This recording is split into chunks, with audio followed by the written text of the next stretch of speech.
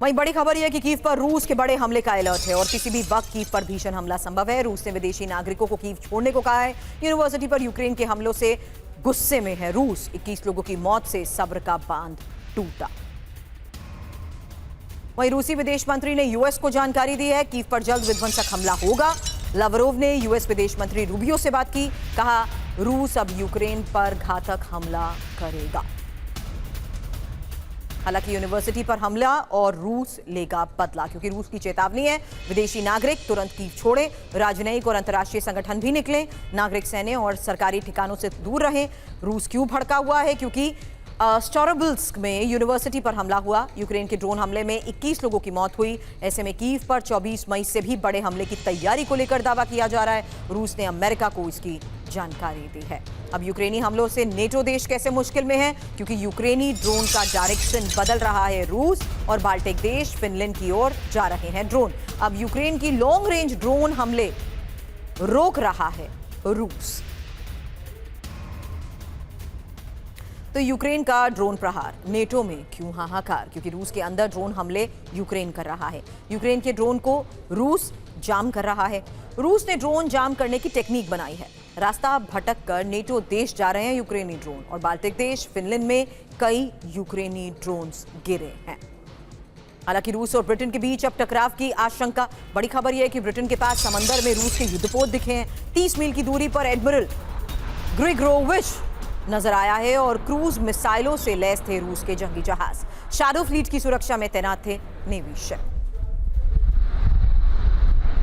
और ऑपरेशन ग्रिगोरोविच है क्या? क्योंकि दावा यह किया जा रहा है कि समंदर में रूस और ब्रिटेन के बीच जंग की आशंका है। रूस के 2 युद्धपोत ब्रिटेन के पास इंग्लिश चैनल से गुजरे हैं और एडमिरल ग्रिगोरोविच ब्रिटेन से 30 मील दूर दिखाए। की स्टामर की चेतावनी के बावजूद रूस की यह हिमाकत, जहां रूस के दोनों शिप शैडो फ्लीट की सुरक्षा में तैनात थे। ऐसे में आगे क्या होगा, ये एक और बड़ा सवाल है, क्योंकि रूसी युद्धपोत का ब्रिटेन के नजदीक आना सामान्य नहीं है और रूसी वॉरशिप को ब्रिटेन की सेना ने रोका तो टकराव और बढ़ेगा। ऐसे में पश्चिम प्रतिबंध के बाद शैडो फ्लीट से तेल रूस भेजता है, एक बहुत बड़ी बात है। अब रूस की ऑयल रिफाइनरी पर हमले जारी हैं। वहीं ब्रियांस्क में ऑयल डिपो पर कीव के अटैक की भी तस्वीरें सामने आई हैं। रूस की सिजुरान रिफाइनरी भी पूरी तरह ठप हो चुकी है। यूक्रेन ने रिफाइनरी पर ड्रोन अटैक किया था।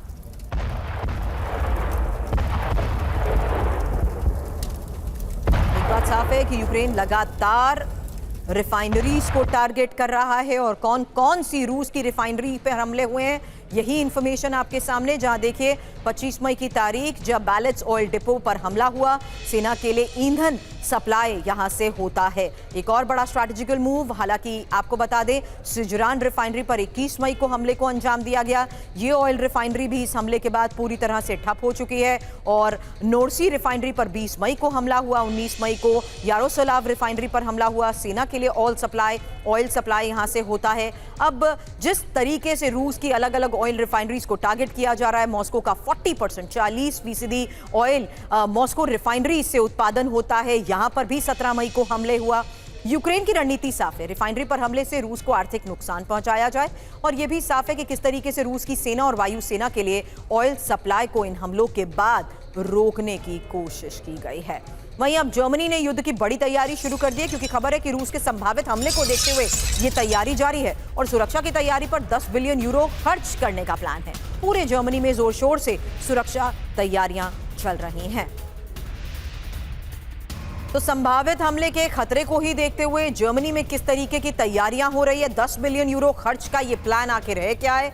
डिटेल इंफॉर्मेशन, क्योंकि जर्मनी पर बड़े हमले का खतरा है। इसकी 4 बड़ी बातें समझिए। जर्मनी पर रूस हमला कर सकता है। संभावित खतरे के बीच ही जर्मनी की इसी बड़ी तैयारी को लेकर दावा किया जा रहा है, जहां हमलों से निपटने के लिए ही पूरे जर्मनी में तैयारी हो चुकी है। और इस तैयारी के तहत खबर यह कि अब 10 बिलियन यूरो खर्च करने का प्लान है।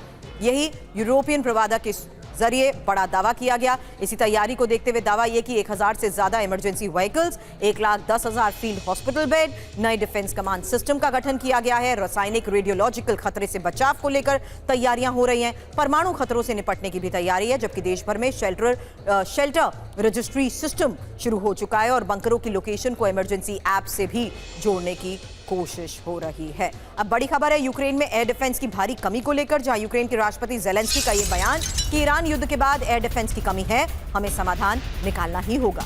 यूक्रेन को यूएस का सपोर्ट बेहद जरूरी है।